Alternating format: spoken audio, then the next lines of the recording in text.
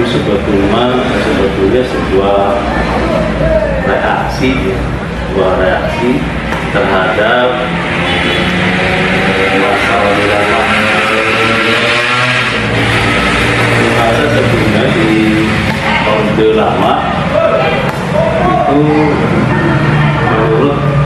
menurut pendapat atau penglihatan ataupun pengamatan dari Presiden Soeharto waktu itu terjadi penyimpangan terhadap Pancasila dan Undang-Undang Dasar 1945, sehingga Presiden Soeharto yang menjadi ikon dari Orde Baru bertekad ingin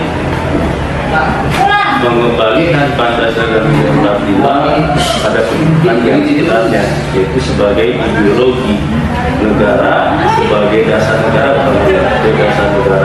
dan Undang-Undang Dasar 45 sebagai konstitusi negara. Nah, apa yang dilakukan yaitu mereka atau Orde Baru membuat satu visi melaksanakan Pancasila dan Undang-Undang Dasar 1945 secara murni dan konsekuen. Nah, untuk bisa melaksanakan Pancasila terutama khususnya, maka dibuatlah apa yang disebut dengan P4. Siapa yang membuatnya? Yang membuatnya adalah MPR waktu itu. MPR menuangkan program itu dalam GBHN. Nah, di dalam TAP MPR tersebut, tepatnya TAP MPR nomor 2 tahun 2008, buatlah apa yang disebut dengan P4, program P4, program pedoman penghayatan dan pengamalan Pancasila, pedoman penghayatan dan pengamalan Pancasila, berarti P4. Jadi sebagai pedoman, sebagai acuan, sebagai pegangan untuk melaksanakan atau mengamalkan Pancasila. Apa yang dimaksud melaksanakan Pancasila secara murni dan konsekuen? Artinya jangan sampai terjadi penyimpangan terhadap Pancasila dan Undang-Undang Dasar 1945. Jadi harapan dengan adanya P4, bangsa Indonesia sebenarnya mampu melaksanakan P4 itu sesuai dengan yang semestinya. Jangan sampai disimpangkan. Oke. Yang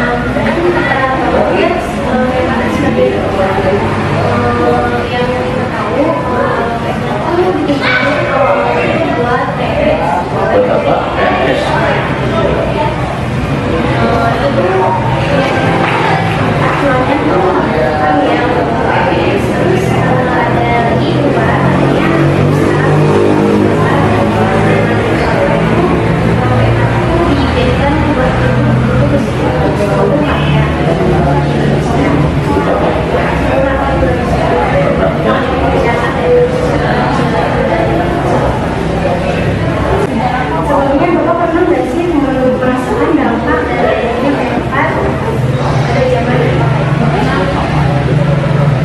Jadi sebetulnya itu bukan khusus untuk PNS ya.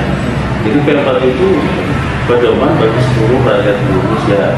Cuma mungkin yang dijadikan awal sasaran pertamanya adalah PNS. Kenapa?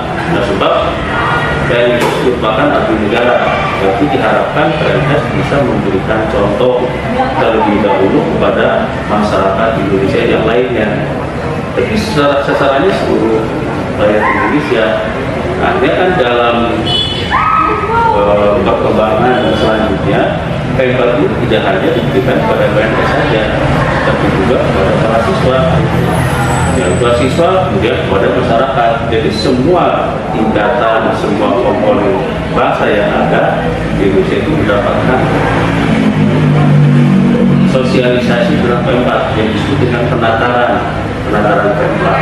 Di kalangan PNS, penataran P4 itu diberikan ketika mereka lulus dari tes PNS, jadi CPNS. Ketika mereka CPNS, maka langkah yang pertama itu adalah mengikuti penataran P4. Kemudian di kalangan pelajar, ketika mereka masuk pada jenjang pendidikan tertentu, misalnya masuk SMP dan SMA, bahkan perguruan tinggi, mereka diberi penataran Pemkab. Ini maksudnya untuk sosialisasi atau pemasyarakatan Pemkab kepada masyarakat. Jadi sasaran pertama menjadi bukan hanya untuk PNS. Sasaran pertama atau program pertama dilakukan atau diberikan kepada PNS karena dia sebagai abdi negara yang diharapkan bisa memberikan contoh. Dan tahap sebelumnya bertahap kepada PNS, juga pelajar, dan akhirnya pada masyarakat. Ini penataran Pemkab bukan hanya untuk pelajar, mahasiswa atau PNS saja, tapi untuk masyarakat. Jadi ada penataran Pemkab di masyarakat. Itu yang dilakukan oleh pemerintah. Memang dampaknya ada. Ini masyarakat kita menjadi masyarakat yang melek terhadap Pancasila. Mereka berusaha untuk mempertahankan nilai-nilai Pancasila dan mengamalkannya dalam kehidupan sehari-hari. Dan mereka juga menjadi, boleh dikatakan, resisten terhadap ideologi yang bertentangan dengan Pancasila, itu komunisme. Di mana pada masa Orde komunisme mendapat penolakan secara menyeluruh dari seluruh pokok bangsa, dari masyarakat yang mendapatkan penataran Pemkab. Mereka memahami, mengetahui bagaimana pentingnya kita menolak komunisme. Tidak seperti sekarang. Di reformasi sekarang ini, komunisme bahkan boleh dikatakan bangkit lagi. Kenapa didukung oleh masyarakat kita? Atau para pemerintah kemarin yang mencontohkan itu di WC ditulis dan digambarkan kalau ada itu tidak tahu bahwa komunisme itu satu paham yang membahayakan. Yang membahayakan bukan hanya masyarakat Indonesia tapi masyarakat dunia. Yang kemarin sudah saya katakan bahwa di dunia negara-negara yang berideologi komunis sudah berkurang, hanya 6 negara. Kalau 5 negara yang saya apalagi 5 negara itu komunis. Kenapa? Sebab mereka menyadari bahwa hidup di bawah kekuasaan komunis itu menyengsarakan. Kenapa menyengsarakan? Yang pertama, ateis, paham ateis itu menjadi paham yang mereka usung. Kenapa? Jadi tidak percaya Tuhan. Dengan ketidakpercayaan pada Tuhan menyebabkan orang mengharapkan segala cara demi tercapainya tujuan. Yang kedua, tidak menghargai hak asasi manusia. Ini hak asasi manusia itu dirampas oleh negara. Walaupun yang ketiga misalnya akan mengatakan bahwa apa yang dilakukan oleh negara, oleh bangsa, oleh rakyat di negara ini itu kepentingan negara. Nah, kepentingan negara itu siapa? Yang dikatakan negara yang adalah partai komunis, bukan untuk rakyat. Kalau kita di Indonesia untuk negara itu adalah untuk rakyat, tapi di komunisme untuk negara itu adalah untuk partai komunis, partai penguasa. Karena di negara komunis yang berkuasanya satu partai. Tidak seperti di kita, tidak banyak partai yang terlibat dalam pemerintahan.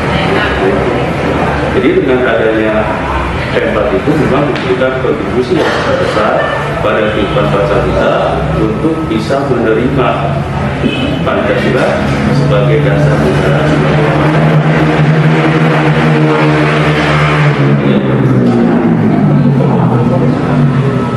Jadi bisa dibilang Pemkab sebagai jawaban dari masyarakat sehingga bisa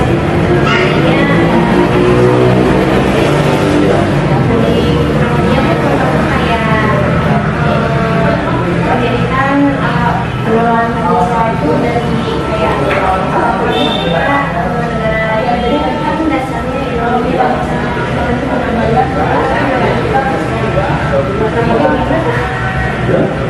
jadi kayak si di Indonesia dari zaman masa lalu masih tetap menganut ideologi. Jadi sebenarnya itu bisa dikatakan kalau Pemkab itu termasuk salah satu dari pilihan yang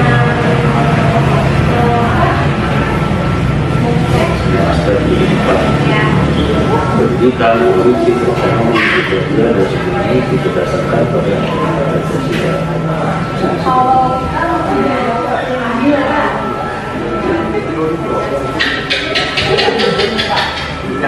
Assalamualaikum.